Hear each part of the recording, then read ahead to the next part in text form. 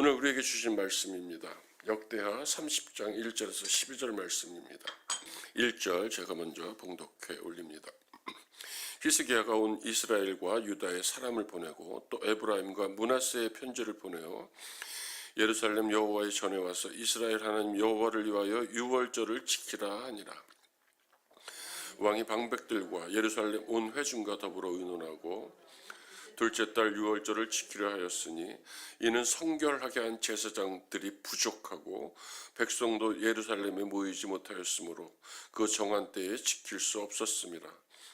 왕과 온 회중이 이 일을 좋게 여기고 드디어 왕이 명령을 내려 부엘세바에서부터 단까지 온 이스라엘에 공포하여 일제히 예루살렘으로 와서 이스라엘 하나님 여호와의 유월절을 지키라 하니 이는 기록한 규례대로 오랫동안 지키지 못하였음이더라. 보발꾼들이 왕과 방백들의 편지를 받아가지고 왕의 명령을 따라 온 이스라엘과 유다에 두루 다니며 전하니 일러스되 이스라엘 자손들아 너희는 아브라함과 이삭과 이스라엘 하나님 여호와께로 돌아오라. 그리하면 그가 너희 남은 자 곧 아수르 왕의 손에서 벗어난 자에게로 돌아오시리라. 너희 조상들과 너희 형제같이 하지 말라. 그들은 그의 조상들의 하나님 여호와께 범죄하였으므로 여호와께서 멸망하도록 버려두신 것을 너희가 똑똑히 보는 바니라. 그런즉 너희 조상들같이 목을 곧게 하지 말고 여호와께로 돌아와 영원히 거룩하게 하신 전에 들어가서 너희 하나님 여호와를 섬겨 그의 진노가 너희에게서 떠나게 하라. 너희가 만일 여호와께 돌아오면 너희 형제들과 너희 자녀가 사로잡힌 자들에게서 자비를 입어 다시 이 땅으로 돌아오리라. 너희 하나님 여호와는 은혜로우시고 자비하신지라. 너희가 그에게로 돌아오면 그의 얼굴을 너희에게서 돌이키지 아니하시리라 하였더라. 보발꾼이 에브라임과 므낫세 지방 각 성읍으로 두루 다녀서 스불론까지 이르렀으나 사람들이 그들을 조롱하며 비웃었더라. 그러나 아셀과 므낫세와 스불론 중에서 몇 사람이 스스로 겸손한 마음으로 예루살렘에 이르렀고 다같이 하나님의 손이 또한 유다 사람들을 감동시키사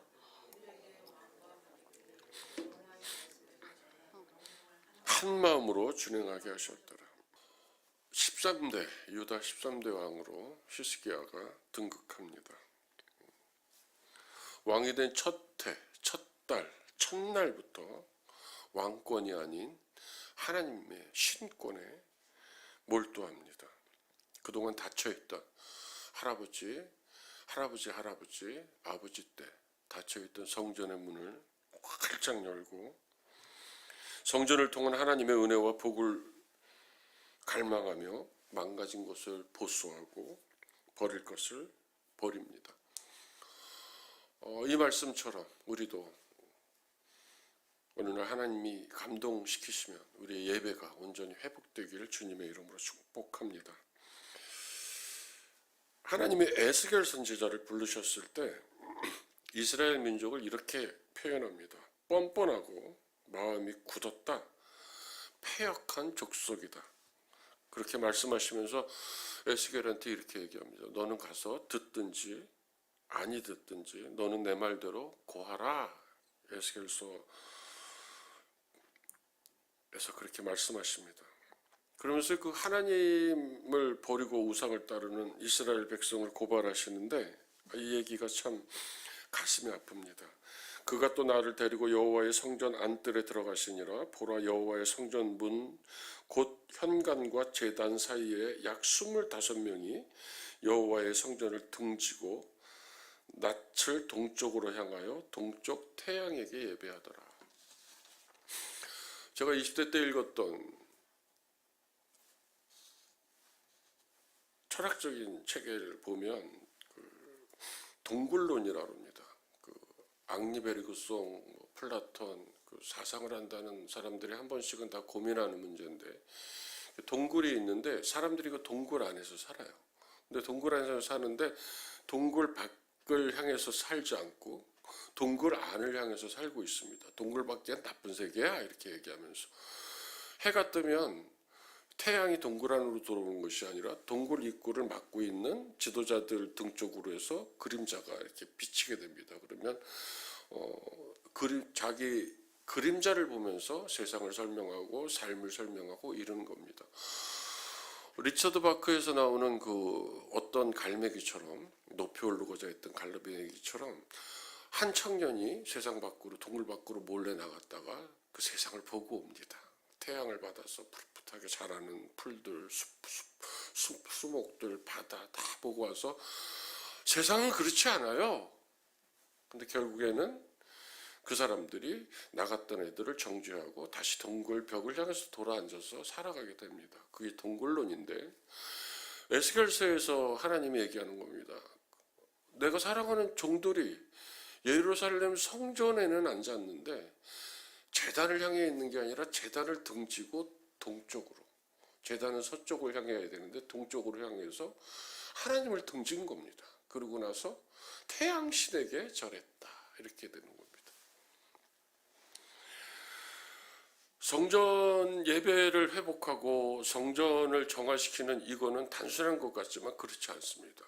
하나님의 주권을 회복하는 길이고 왕이 나의 왕은 하나님 여호와 하나님이십니다라고 고백하는 겁니다. 성전 안 꺼진 등불을 다시 켜고 이스라엘이 하나님을 주인으로 모신 나라임을 밝히는 겁니다. 히스기야가. 그리고 16일 동안 이 일을 다 마치고 오늘은 17일 날입니다. 그래서 히스기야는 제사장, 레위 사람, 나라 관리, 귀인들이죠. 정치하는 사람들, 백성들을 모아 제일 먼저 어저께 우리 담임 목사님을 통해서 말씀을 들었지만 우리 몸의 죄를 씻기 위해서 속죄제를 드립니다. 그리고 나서 감사제로 가기 위한 계획입니다. 속죄제와 화목제를 드리고 이렇게 얘기합니다. 유월절을 지키겠다. 우리 유월절을 지키자. 이렇게 선포하는 겁니다. 사실 이 얘기는 짧게 진행되고 있는데 역대하서에는 기록되지 않은 내용입니다. 히스기야 왕의 그 살아왔던 그의 사적을 얘기할 때 생략됐던 얘기입니다. 율법에 규정된 날 유월절을 지키는 기간은 정월, 니산월이라 그러는데 14일부터 7일간이었는데 이게 문제가 생겼습니다. 그동안 우상을 따르다 보니까 자기 아버지 때, 자기 아버지의 아버지 때, 그 후에 증조할 아버지 때 우상을 따르다 보니까 제사장이 부족하고 또 온 이스라엘 사람들이 북이스라엘까지 합쳐서 예루살렘으로 모이게 하는 데는 시간이 걸리는 겁니다. 그래서 30장 4절에 보면 왕과 온 회중이 이 일을 좋게 여겼다. 근데 어떤 일을 좋게 여겼냐면 공동회의를 열자 이렇게 6월절을 지키는 것을 사람들이 좋게 여기니까 이제 공동회의를 소집합니다. 마치 우리 포도나무 교회가 그 위원장님들이 계셔서 어떤 일을 계획하고 이제 수립하고 진행하기 위해서 모여서 담임 목사님하고 숙고하고 기도하는 내용과 비슷한 것 같습니다. 오늘 읽었던 보면 드디어 왕이 명령을 내려 부엘사베에서부터 단까지 온 이스라엘에게 공포하여 일제히 예루살렘으로 와서 이스라엘 하나님 여호와의 유월절을 지키자 하니 이는 기록한 대로 오랫동안 지키지 못하였습니다. 예루살렘으로 와서 율법에 기록된 대로 유월절을 예배를 드리라는 선포입니다. 유월절은 우리가 잘 알다시피 이스라엘이 애굽에서부터 탈출한 그날을 기념하는 절기입니다. 출애굽 12장에 보면 자세히 나와 있습니다. 하나님께서 애굽에서 노예로 살며 고통받는 이스라엘을 구하려고 이스라엘에게 10가지 재앙을 내려서 그 땅을 심판하기로 하셨을 때 마지막 심판 그 전날에 이스라엘 백성은 어린 양을 잡아서 그 피를 집 문설주에 발라서 재앙이 자신들을 넘어가게 했었고 다음날 애굽으로 나오게 됩니다. 그날을 기념하는 겁니다. 근데 이것을 지금의 언어로 다시 해석하자면 유월절은 민족의 처음을 기억하는 날입니다. 이스라엘이라는 나라가 아니면 전용군 목사가 예수의 사람으로 다시 거듭나게 돼서 이제는 하나님의 사람으로 살기로 결정을 했을 때 그 날이 바로 유월절입니다. 히스기야는 유월절을 다시 회복시킴으로써 자신의 나라와 통치가 하나님 안에서 다시 시작된다고 선포한 것입니다. 마치 길을 잃고 방향을 잃었을 때 출발한 곳으로 다시 돌아가는 것이 가장 좋은 방법이듯 히스기야는 이스라엘이 처음 시작된 하나님의 다스림 안으로 들어서는 것만이 나라와 민족이 다시 사는 것이다 라는 것을 확신했던 것입니다. 계시록에서도 처음 사랑을 잊어먹었다라고 책망하는데 같은 맥락인 것 같습니다. 제 첫째 아들과 둘째 아들이 10살 아래일 때, 그러니까 큰 놈이 한 8살이었으면 작은 놈은 5살 터르니까 3살쯤 됐었겠죠. 지금 그 이선화 전도사님 또 우리 최유현 집사가 사는 그 회덕리 그 위쪽에 군부대가 있었는데 그 군부대 옆에 이렇게 계곡이 있었는데 거기 자주 갔었습니다. 가재가 거기 이렇게 바위를 들치면 돌을 들치면 가재가 많이 있었어요. 어떤 가재는 알이 꽉 차 있었고 그래서 애들이 굉장히 좋아했습니다. 그래서 한 군데서 놀면 좋은데 산에 셋이 갔으니까 막 덩굴을 헤치고 계곡을 헤치면서 올라갔습니다. 한 2-3시간 놀다가 집에 올라오고 그러는데 문제가 생겼어요. 그 계곡 언덕으로 올라가도 여긴가 그러고 올라가도 안 보이고 여긴가 하도 길이 안 나오는 겁니다. 틀림없이 군대로 올라가는 부대로 올라가는 길이 있어야 하는데 안 보이는 거예요. 한참을 찾아 헤매는데 아들들의 눈초리가 이제 아빠가 길을 잃었구나 하는 그 눈초리가 불안한 모습으로 제게 다가오는 겁니다. 그때 하나님이 나한테 은혜를 줬습니다. 은혜? 생각이 나게 했습니다. 처음 왔던 곳으로 돌아가자. 그래서 이제는 길을 찾지 않고 자꾸 언덕을 뒤집고 올라가서 길이 있나 보는 게 아니라 계속 헤집고 올라왔던 그 계곡을 따라서 다시 내려갔습니다. 그래서 한 20분, 25분 내려갔더니 맨 처음에 들어와서 놀았던 것 같은 곳이 보이는 겁니다. 바위를 들쳤던 흔적이 있는 거예요. 그래서 거기서 나갔더니 바로 길을 찾았습니다. 그 가끔 저는 길이 막히거나 앞일을 예상할 수 없을 때는 저는 제 신앙의 맨 처음 주님이 제게 찾아오셨던 그 밤을 기억합니다. 고등학교 3학년 때 인천 만수동 동네 어귀의 겨울에 흰눈이 진눈깨비처럼 내리고 가로등이 하나 있었는데 그때는 이렇게 주위에 불이 없어서 그 가로등이 유난히 밝아 보였습니다. 그 불빛 아래 진눈깨비가 내리니까 얼마나 아름다웠겠어요. 거기 제 고등학교 3학년에 이렇게 걸어 올라가는데 하나님이 저한테 작곡을 한 번도 해보지 않은 저한테 사랑의 하나님 이 작은 나에게 당신의 자비를 내려 주소서. 후렴은 조금 더 진행이 됩니다. 이런 멜로디를 주시는 거예요. 눈을 맞으면서 길을 걸어가면서 하나님이 이제는 내 인생을 책임지시는구나.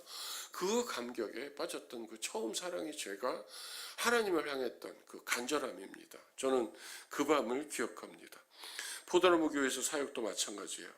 행여 힘에 지치거나 힘에 겹거나 지칠 때는 하나님이 어떻게 나를 이 귀한 포도나무 교회에 보내셨나 그 첫날을 기억합니다. 왕정은 목사님을 처음 만났을 때를 기억하고 그때는 안 권사님이 계셨었고 김태경 권사가 저 이렇게 해서 그때 위원장들이 저를 면접을 같이 봤는데 그날 그 저녁을 제가 기억합니다.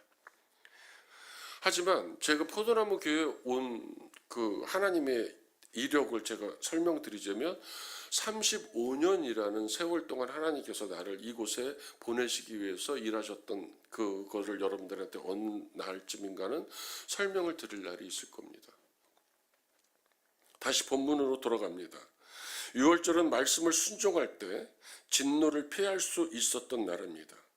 상상할 수조차 없는 노예의 삶을 기적적으로 바꾸어 놓으신 날입니다. 하나님을 버려서 하나님이 버리셔야만 했던 쓰라린 세월, 그 불신에 대한 하나님의 심판을 넘어서 오직 하나님의 긍휼로 인하여, 다시 말씀드려요, 오직 하나님의 긍휼하심으로 인하여서 구원을 허락하신 날입니다. 그들이 한 짓이라고는 하나님 너무 힘들어요. 하나님 이제까지 우리를 버려두실 거예요? 어떻게 보면 절망하고 자포자기한 그런 해 아래서의 학대가 너무 심해서 전도서에 보면 그때 하나님이 이렇게 얘기합니다. 내가 해 아래서 행하는 학대를 보았다. 저주가 그친 복과 구원의 날이다. 6월절은 너희 조상들과 너희 형제들과 같이 하지 말라. 그들은 그의 조상들의 하나님 여호와께 범죄하였으므로 여호와께서 멸망하시도록 버려두신 것을 너희가 똑똑히 보는 바니라. 그런즉 너희 조상들과 같이 목을 곧게 하지 말고 여호와께로 돌아와 영원히 거룩하게 하신 전에 들어가서 너희 하나님 여호와를 섬겨 그의 진노가 너희에게서 떠나게 하라. 이게 히스기야의 추상 같은 명령입니다. 그 다음 절이 놀랍습니다. 우리 역대하 30장 9절 말씀 함께 봉독하길 원합니다. 너희가 시작. 너희가 만일 너희 형제들과 너희 자녀가 사로잡은 자들에게서 자비를 입어 다시 이 땅으로 돌아오리라. 너희 하나님 여호와는 은혜로우시고 자비하신지라. 너희가 그에게로 돌아오면 그의 얼굴을 너희에게서 돌이키지 아니하시리라. 등을 돌리고 하나님께 등을 돌리고 말 못하는 우상을 섬기던 백성, 목이 곧은 백성에게 하나님이 말씀하시는 거예요. 만일 여호와께로 돌아오면 다시 자비를 입어서 이 땅으로 돌아오리라. 그러면서 하나님의 속성을 드러내고 있어요. 너희 하나님 여호와는 은혜로우시고 자비하신지라. 너희가 그에게로 돌아오면 그의 얼굴을 너희에게로 돌이키지 아니하시리라. 다시는 너희에게서 얼굴을 돌이키지 아니하겠다. 너희가 어떤 죄를 지었던 것은 중요한 것이 아니라 지금 너희가 하나님께로 돌아오는 것이 중요하다. 예배자로 기도하는 사람으로 하나님의 일을 감당하는 사람으로 하나님이 필요한 곳에 나를 머물게 했을 때 그것이 하나님이 원하신 것임을 인정하고 그곳에서부터 하나님과 동행하기를 시작하는 그 6월절. 너희가 하나님을 버려 하나님도 너를 버리셨다. 그러나 역대기는 히스기야와 방백들의 입을 통해서 슬며시 열왕기 기자의 말을 지금 뒤집고 있는 것입니다. 당신들이 그들에게 돌아오기만 하면 당신들을 외면하지 않으실 것이다. 이게 세번역입니다. 당신들이 그에게로 돌아오기만 하면 당신들을 외면하지 않으실 것이다. 오늘 제가 구체적으로 가족을 위해서 기도하자고 얘기했습니다. 또 우리가 원하는 마음의 소원들을 구체적으로 기도하자고 했습니다. 하나님 외면하지 않으실 것입니다. 제가 지금 하나님의 은혜를 입어서 방 3개가 있는 아파트에서 살고 있는데 30년 전쯤에 어떤 목사님이 집회를 하시면서 살고 싶은 집을 구체적으로 그림으로 그려서 내라고 그랬습니다. 그때 저는 방 3개에 거실이 넓고 화장실이 2개인 집을 달라고 하나님 앞에 그림을 그려서 올렸습니다. 한 10년, 20년 지금 가장 가슴이 아픈 것은 그 방 앞에 정원을 그리지 않은 겁니다. 하나님은 내 마음의 소원까지만 이루어 주셨던 것 같아요. 그래서 제가 지금 만나는 사람들한테 그렇게 얘기합니다. 구체적으로 기도하되 기도는 입을 크게 여는 것이다. 하나님께서 원하지 않는, 하나님적이지 않은 것은 하나님께서 막으실 거니까 너가 하나님 안에서 꿈을 꾸고 싶은 대로 꿔라. 그걸 구체적으로 하나님께 원해라. 포발꾼이 이제 이 소망의 메시지를 들고 전국을 돌아다닙니다. 여러 가지 인생꾼들이 나옵니다. 소돔과 고모라가 멸망할 거야 라고 주의 천사가 얘기하는데도 농담으로 여겼던 사람이 있었던 것처럼 조롱하고 비웃는 사람들이 있습니다. 또 어떤 이들은 이렇게 얘기합니다. 저 강한 아수르를 어떻게 이겨? 그러면서 비굴한 조소를 띠는, 슬며시 돌아서서 비웃음의 미소를 띠는 사람들도 있었습니다. 한편에서는 같은 민족이지만 남이 된 지 오래고 자기들보다는 언제나 한 수 아래야 유다는 이렇게 생각했던 이스라엘 사람들은 여전히 목이 곧은 채 있습니다. 몇 사람은 겸손하게 예루살렘을 향하여 걸음을 옮겼다 이렇게 얘기합니다. 근데 마지막이 아름답습니다. 하나님의 손이 유다 사람들을 감동시킵니다. 하나님의 손에 감동되는 사람들이 등장하는 것입니다. 오늘 저는 이 하나님의 손에 대해서 은혜를 나누고 싶습니다. 하나님의 손이 12절입니다. 또한 유다 사람들을 감동시키사 그들에게 왕과 방백들이 여호와의 말씀대로 전한 명령을 한 마음으로 준행하게 하셨더라. 오늘 우리가 이 새벽에 말씀을 받고 온 교회가 한 마음이 돼서 여호와의 명령을 지키기로 결단하는 이 새벽이라면 아마 하나님의 놀라운 역사가 오늘부터 시작될 걸 믿습니다. 예수의 유월절은 예수께서 인류의 죄를 대속하시기 위해서 지신 십자가의 희생을 의미합니다. 예수께서 십자가에 못 박히시기 전 제자들과 유월절 식사를 나누시면서 자신을 밝히십니다. 나는 십자가에 못 박혀 죽게 될 유월절의 어린 양이다 라고 말씀하십니다. 이 최후의 만찬, 떡과 포도주를 통해서 자신을 기념하도록 하십니다. 우리가 매월 첫 주에 먹고 마시는 예수님의 살과 피입니다. 하나님의 손에 감동되는 삶을 우리에게 허락하시는 하나님의 손의 은혜입니다. 우리는 자꾸 내 삶의 영역을 아니면 내 꿈을 펼치기 위해서 계획을 세우고 무엇인가를 일을 하려고 하지만 그것보다 먼저 앞서야 하는 것은 하나님이 왜 나를 이곳에 머물게 했고 하나님이 왜 내게 이런 상황을 허락하셨고 지금 이렇게 나한테 불면에 고통에 아니면 가슴 저린 삶을 아니면 헤쳐나가기는 좀 버거운 상황을 만드셨나? 왜 이거를 허락하셨을까? 하나님의 뜻은 무엇일까? 나를 통해서 무슨 일을 하시려고 하는 계획이 있으신 건가? 생각하셔야 합니다. 세 가지로 은혜를 나누면서 오늘 설교를 마치려고 합니다. 하나님의 손은 돌아오시는 사랑의 손이다. 하나님은 회개하는 자에게 돌아오셔서 끝내는 우리를 사랑으로 구원하시는 분입니다. 심판에 이르지 않도록, 멸망에 이르지 않도록, 절망에 머물지 않도록 끊임없이 우리에게 하나님의 종들을 보내셔 말씀을 보내셔서 말씀하시고 하루가 천년처럼 기다리시고 회개하기를 마지막까지 원하시는 포기 없는 사랑의 하나님이십니다. 돌아오시는 사랑의 손입니다. 나에게만 돌아오신 것이 아니라 내가 아파하는 삶의 현장에도 나를 통해서 하나님이 돌아오실 것입니다. 히스기야를 통해서 하나님의 손은, 하나님의 능력의 손은, 돌아오시는 손은 유다 민족에게, 이스라엘 민족에게 돌아오십니다. 두 번째로 하나님의 손은 자비의 손입니다.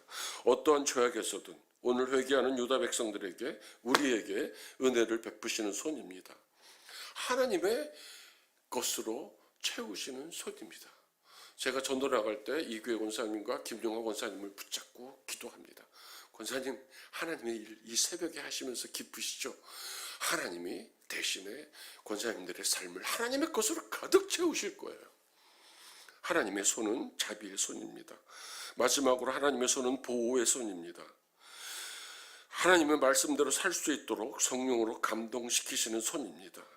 그 하나님은 이 보호의 손은 절대 하나님이 먼저 우리의 손을 놓지 아니하는 손입니다. 외면하지 않는 손이시고 포기하지 않는 손이시고 아예 포기라는 말 자체가 없는 손이 하나님의 손입니다.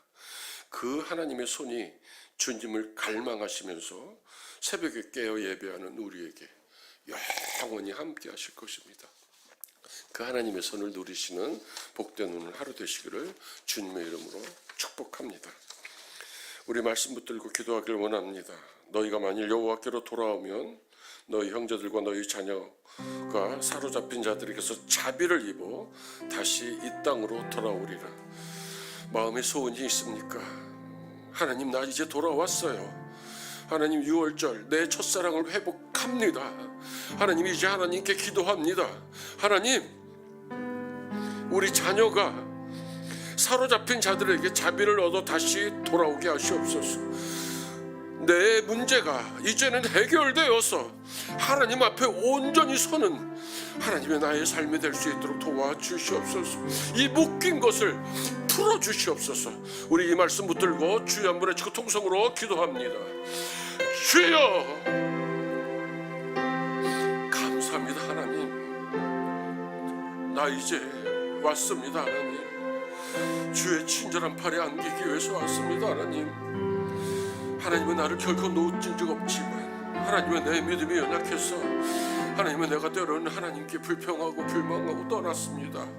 하나님이 이제 첫사랑 회복합니다. 하나님이 말씀 붙들고 돌아섭니다.